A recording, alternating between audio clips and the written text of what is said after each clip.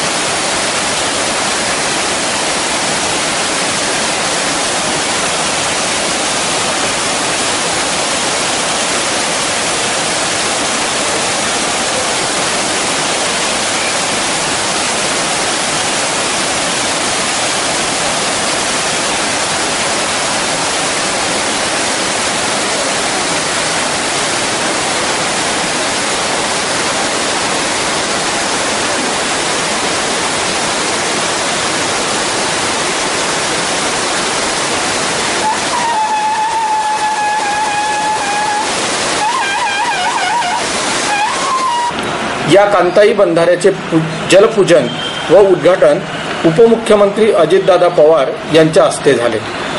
यावेळी त्यांच्या सोबत मंत्री सुनील तटकरे, अनिल जैन, खासदार हरिभाऊ जावडे, आमदार राजेंद्र देशमुख, माजी पालकमंत्री गुलाबराव देवकर, माजी आमदार गुलाबराव पाटील, माजी पालकमंत्री सतीश अण्णा पाटील, आमदार चिमणराव पाटील, आमदार जैन आदी उपस्थित होते।